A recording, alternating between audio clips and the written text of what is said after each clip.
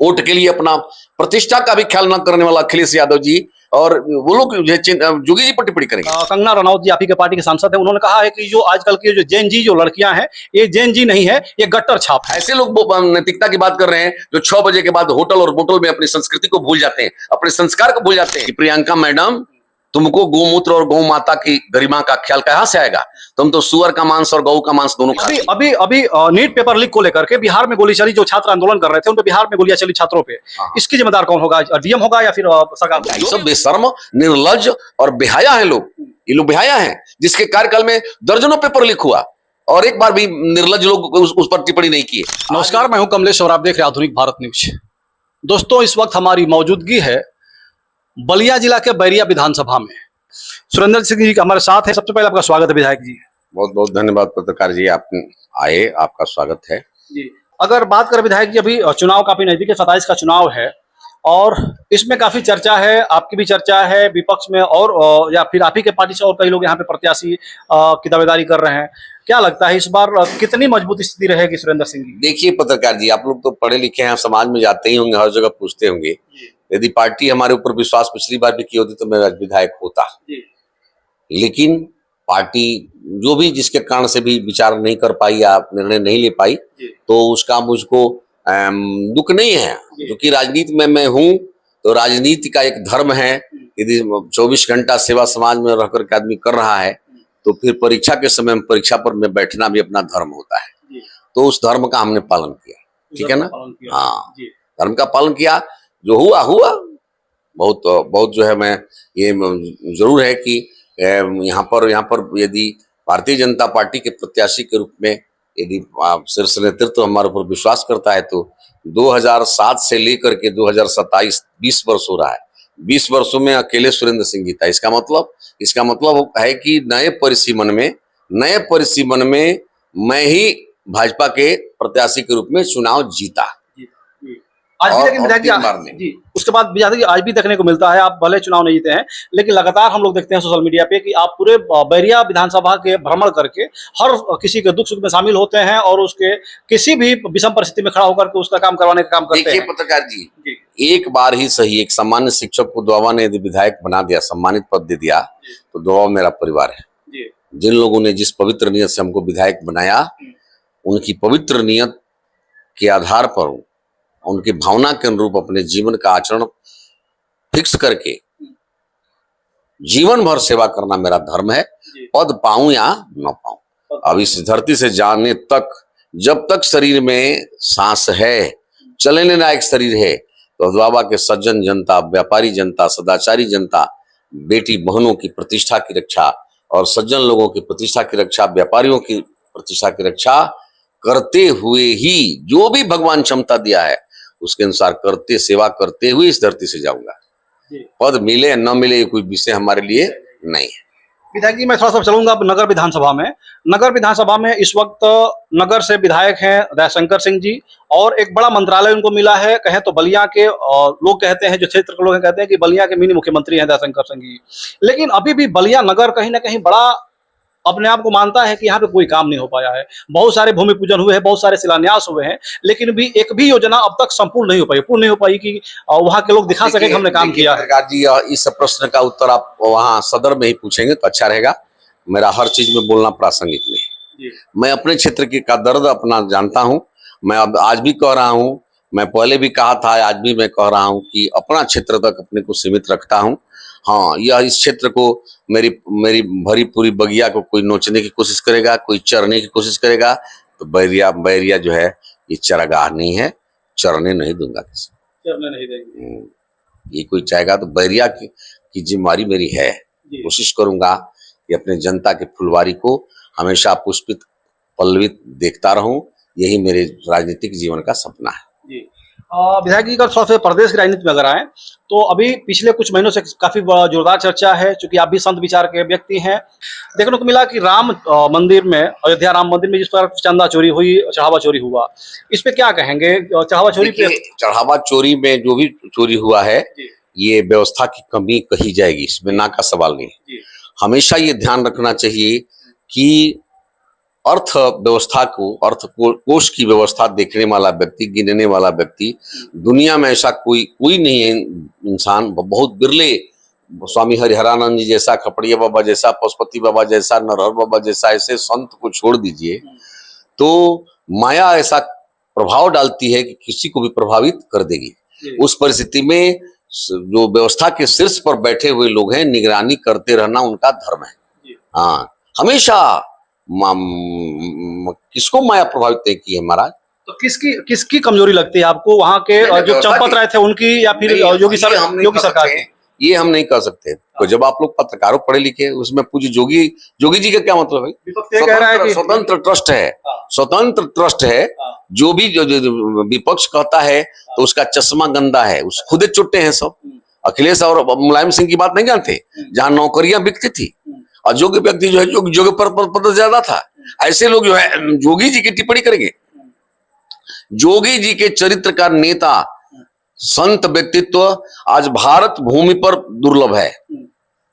आप लोग उनके लिए ये मुख्यमंत्री का पद बहुत छोटा है। जिस आदमी का चरित्र और व्यक्तित्व पर 9 वर्ष में छोटा भी दाग नहीं लगा हो, वो आदमी, उस आदमी पर चर्चा कोई करता है तो उसकी गंदी सोच है, गंदी आंखें हैं, गंदा चिंतन है। इसलिए तनिक भी बहुत सोचिएगा। वोट के लिए अपना प्रतिष्ठा का भी ख्याल न करने वाला अखिलेश यादव जी और वो लोग जोगी जी पर टिप्पणी करेंगे। जोगी जी जैसा संत व्यक्तित्व तो आजकल के जमाने में मिलेगा महाराज, जो दुनिया का मॉडल बन गया, जिसका चरित्र और ईमान और साहस आज प्रशासनिक क्षेत्र में दुनिया का मॉडल बन गया, उस जोगी जी की बात करते हैं। जोगी जी जैसा संत व्यक्तित्व और प्रशासकीय गुण वही है। उन्होंने प्रमाणित कर दिया है कि शासन कैसे चलता है, किस त्याग से चलता है, किस साहस से चलता है। किसी को सीखना है तो जोगी जी से सीख। जब आप लोग विधायक जी, आप लोग और भाजपा के लोग जब ये कहते हैं कि ये पूरी व्यवस्था के, वहां के जो संगठन, जो ट्रस्ट व्यवस्था है उसकी कमजोरी है, उसकी कमजोरी कही जाएगी, सरकार की कमजोरी नहीं कही जाएगी, तो अब विपक्ष एक बात और कहता है कि जब 1992 में वहां पे गोली चल दी कार सेवकों पे, तो फिर मुलायम सिंह यादव कैसे जिम्मेदार हो जाते हैं? तो फिर तो ट्रस्ट जो वहां पे नृपेंद्र मिश्रा थे, मैं नहीं करता। पत्रकार हो, पढ़े लिखे आदमी हो, कहीं भी गंभीर प्लेस पर गोली कांड या लाठीचार्ज जो होता है, माध्यम भले एसडीएम और डीएम बनता है, लेकिन अघोषित आदेश किसी का होता है तो सरकार का होता है। और उसकी नैतिक जिम्मेवारी यदि देखा जाए तो उसी व्यक्ति को लेना चाहिए। नहीं तो जहां पुस्तकीय व्यवस्था को तो छूट देने वाला व्यक्ति भी आज पेपर लीक पर जो है टिप्पणी कर रहे, सब बेहया ही नहीं तो क्या, ये सब बेशर्म, निर्लज और बेहया है लोग।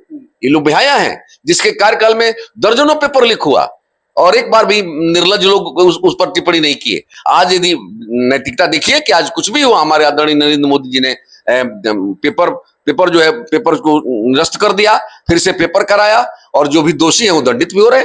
ये ना नैतिकता है। तुम्हारे कार्यकाल में तो ये एक परंपरा बन गया था, संस्कार बन गया था, पेपर में नकल करना और ये परंपरा बन गई थी। घर पर पेपर लिखा जाता था। एसडीएम के परीक्षा का पेपर सब जो है मुलायम सिंह और अखिलेश यादव, शिवपाल यादव के घर में लिखा जाता था। सब अयोग्य लड़के जो है एसडीएम बन गए हैं। वो बात करेगा? आज 9 लाख भर्ती करके, आज 9 लाख लोगों को नौकरी दे करके पूज्य योगी आदित्यनाथ जी के कार्यकाल में बता दीजिए कि एक भी कोई दाग लगा हो? जाइए, सभी योग्य लड़के नौकरी पा गए। हंसते हुए कह रहे हैं कि योगी का राज में 1 पैसा भी किसी को देना नहीं पड़ता है। वहां जो है नौकरी की नीलामी होती थी। नौकरी का नीलामी करने वाला योगी आदित्यनाथ जैसे महान संत पर जो है टिप्पणी करेगा, वो बेहयाई नहीं तो क्या, निर्लजता है, बेहयाई है और अयोग्यता, अज्ञानता है। अभी गोली वाले पे थोड़ा सा आप जलाए विधायक जी, तो जैसे अभी आप कहे कि भले वो डीएम एसडीएम वहां पे एक जिम्मेदार होता है, लेकिन जिसकी सरकार रहती है वो पूरी जिम्मेदारी वो उसकी होती है। अभी नीट पेपर लीक को लेकर के बिहार में गोली चली, जो छात्र आंदोलन कर रहे थे उन पे बिहार में गोलियां चली छात्रों पे, इसकी जिम्मेदार कौन होगा? डीएम होगा या फिर सरकार? जो भी होगी, नैतिक जिम्मेवारी सरकार की होती है। सरकार की होती है। जो गोभी, मान लीजिए आंदोलन शब्द आप क्यों कहते हैं? कोई पत्थर मारेगा तो क्या पुलिस वहां पर हाथ रख बैठेगी, जान देगी अपना? बोलिए भाई, आंदोलन का रूप होता कि धरना, प्रदर्शन, जिंदाबाद, मुर्दाबाद बोलिए, लेकिन पत्थर चलाने वाले सब आतंकवादी थे, सब मुस्लिम परिवार के थे, सब मुसलमान थे। उसमें ज्यादातर 80% मुसलमान थे। और जो नीट से, उनका परीक्षा से कोई संबंध नहीं था, जिनका नीट की परीक्षा से कोई संबंध नहीं था, अभी हमारे शीर्ष नेतृत्व ने निर्णय भी लिया है कि भाई आधार कार्ड वो देखा जाएगा कि कौन कौन प्रवेश पत्र देता है। जो प्रवेश पत्र देता है वो तो उसके ऊपर मुकदमा जो हुआ है उसको वापस लिया जाएगा। लेकिन मान लीजिए जो आतंकवादी उसमें घुस करके विदेशी फंडिंग के आधार पर आकर के पत्थर चला रहे हैं, बम चला रहे हैं, गोली चला रहे हैं, तो उनको छोड़ा जाएगा? उनको दंड देना धर्म है, और दंड देना धर्म है। छात्र के रूप में सब आतंकवादी थे, सब छात्र के रूप में शुद्ध रूप से आतंकवादी थे, और आतंकवादियों का संरक्षण देने वाले विपक्ष के नेता हैं। आज नेहरू परिवार के, नेहरू से लेकर के आप दे लीजिए, कहां गए था तुम लोगों की नैतिकता? नेहरू परिवार वालों कहां गए थे कि जम्मू कश्मीर से लात से मार करके ब्राह्मण ठाकुर और वैश्य भगा दिए गए? उस समय कहां नैतिकता गई थी तुम्हारी? कहां नैतिकता गई थी? आज नैतिकता की बात करते हो? बेशर्म लोग हैं ये लोग, नैतिकता के लोग बात करेंगे हैं? जम्मू कश्मीर खाली हो गया हिंदुओं से, बोलिए खाली हुआ कि नहीं हुआ? कौन बोला? इंदिरा बोली, नेहरू बोला, बोलिए बोला कोई? राजीव गांधी बोले? सब जो है समझौतावादी केवल वोट के लिए, केवल कुर्सी पाने के लिए जो है सभी जो है आतंकवाद को प्रश्रय दिए हैं सब। आज वही शासन है, आज वही सत्ता बदल गया, चरित्र और ईमान है। देखो आंख खोल करके कि जोगी जी ने 370 भी हटाया। आज जम्मू कश्मीर की धरती पर भी हिंदू जो है प्रसन्न मन से भारत माँ की जय और श्री राम बोल रहे हैं, एक देश में रह करके। विधायक जी, इस आंदोलन को लेकर के, इस प्रदर्शन को लेकर के, इस प्रोसेस को लेकर के एक बहुत बड़ा बयान आया है संसद से। कंगना रनौत जी आप ही के पार्टी के सांसद हैं, उन्होंने कहा है कि जो आजकल की जो जेन जी जो लड़कियां हैं, ये जेन जी नहीं है, ये गट्टर छाप हैं। देखिए, मैं कौन क्या बोल रहा है सांसद वगैरह उस पर बहुत टिप्पणी नहीं करूंगा। मैं टिप्पणी शुद्ध रूप से उन सब पर करूंगा कि जिनकी पत्नी को मुल्ला कहता है कि नंगा मस्जिद में नहीं आना चाहिए, फिर भी जो उसको अपमान नहीं मानता है। मैं उन पर चर्चा करूंगा जिसके खानदान के पूरे लोग देश में जो है हिंदुओं को मरवाए और हंसते रहे, बिरयानी खाते रहे।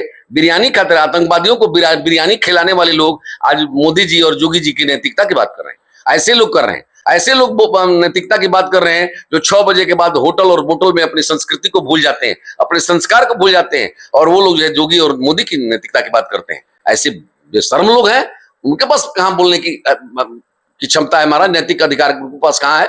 नैतिक अधिकार किसी के पास बोलने का आज भी है तो सज्जन लोगों के पास होता है, आम जनता के पास हो सकता है, लेकिन कांग्रेस और सपा के जैसे नेताओं के को जो है बोलने का अधिकार भी नहीं है कि तुम इसके पहले बेहयाई का अंत कर चुके हो, शिखर पुरुष हो बेहयाई के, निर्लजता के, डरपोक परिस्थिति के, बुजदिली के।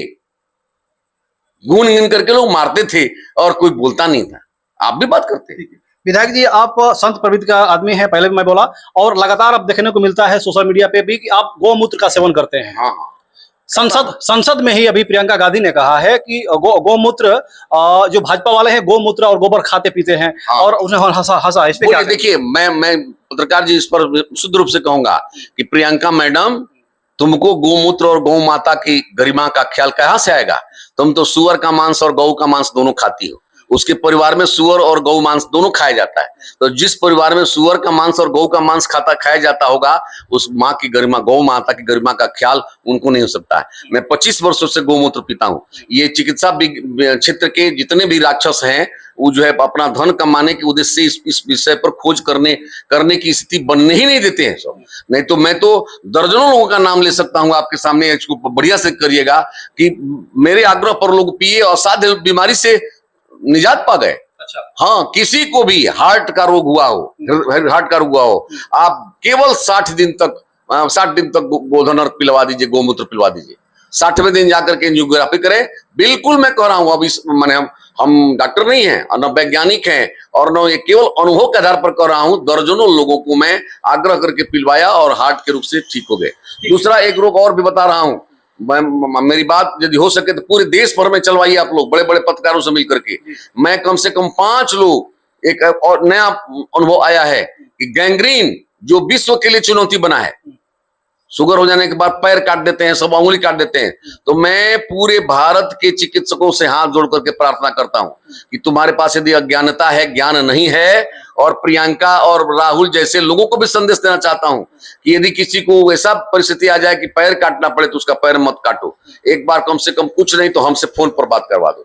और जो रोगी पीड़ित था इस रोग से, उस रोगी से मैं बात उसको करवाऊंगा और मैं आग्रह करूंगा कि वो सेवन करे, कैसे सेवन करे पद्धति बताऊंगा। मैं पूरे चिकित्सा विज्ञान के डॉक्टरों को इस मामले में चुनौती दे रहा हूं कि पैर मत काटो। गौमूत्र पीने से शुगर भी ठीक हो जाएगा, हार्ट भी ठीक हो जाएगा, सब ठीक हो जाएगा। मैंने 2 पर तो मेरा एकदम अनुभव है, हार्ट और शुगर। हार्ट और शुगर।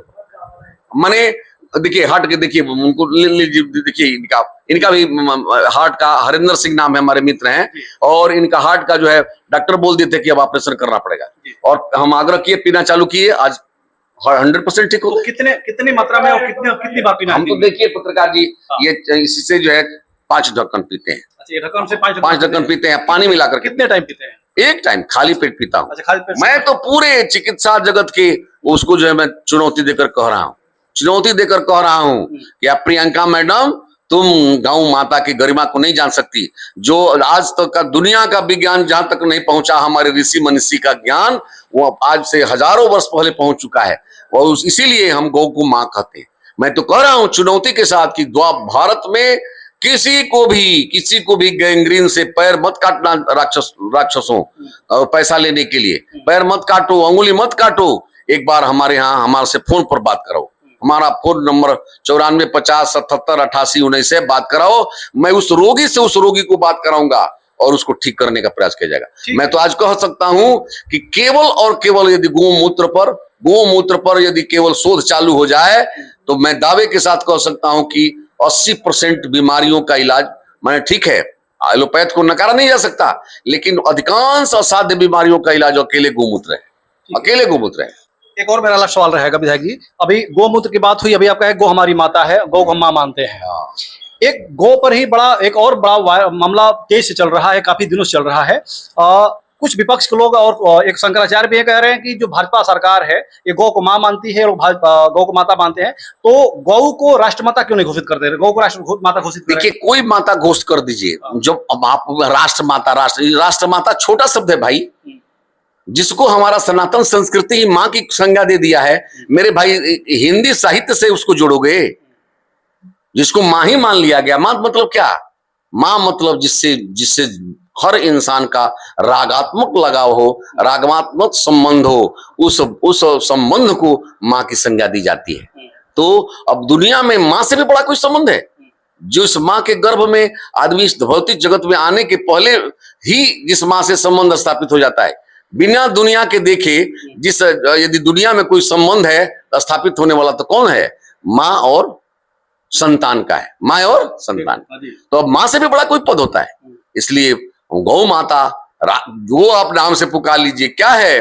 अब मैं तो कह रहा हूं कि मां मतलब मां, ऐसा कोई गुण नहीं है, गुण बाकी नहीं है जो गौ माता में न हो। इसलिए हमारे पूर्वज मूर्ख नहीं थे। तो मतलब गौ को राष्ट्रमाता होना चाहिए, नहीं होना चाहिए घोषित? उससे भी बड़ा कोई पद हो तो शब्द देना हो तो दे दीजिए। मैं तो गौ माता शब्द जो कह रहा हूं, राष्ट्र माता से बढ़ करके जो शब्द है, आप क्यों उसको उस परिधि में ले जाना चाहते हैं? घोषित कर देना चाहिए। ये क्या मतलब घोषित? कोई मतलब है इसका? हाँ, सनातन संस्कृति इसके वैज्ञानिक तथ्यों को समाज को समझा करके स्वयं स्वतः स्वीकार्यता हो जाएगी कि माँ है हमारी, माँ है हमारी, स्वतः स्वीकारता हो जाएगी। मैं तो कह रहा हूं, दर्जनों लोगों का नाम ले सकता हूं, दर्जनों लोगों का नाम जो हमारे कहने से। लखनऊ के एक बहुत बड़े हमारे सहयोगी मित्र हैं प्रवीण सिंह, उनका नंबर में आपको बात करिए किस तरह से थे और क्या हो गए। एक श्री मनीष तिवारी जी है, बहुत बड़े डिजिटल प्रेस के मालिक हैं, करोड़ों रुपए का प्रेस उनका है, उनको बीमारी हुई थी, उनसे मैं आग्रह किया, वो भी ठीक हो गए। एक सुकरौली का हमारा सुरेंद्र यादव है, उस व्यक्ति का 3 अंगुली वेदांता ग्रुप काट दिया था और पैर काटने का डेट फिक्स हो गया था। मैं कहा, पीना चालू किया, आज हमको बेचारा देवता मानता है।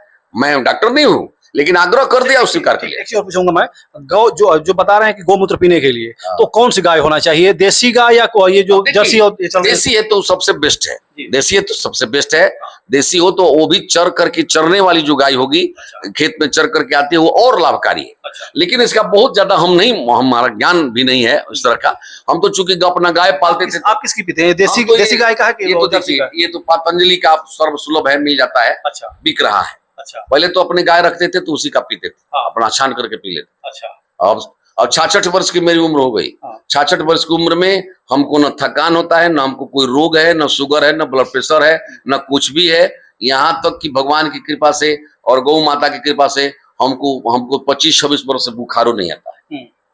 अब क्या क्या गुण है हम क्या जानते हैं, लेकिन इसका उपयोग करके मैं अनुभव किया, मैं तो बता रहा हूँ। ठीक है।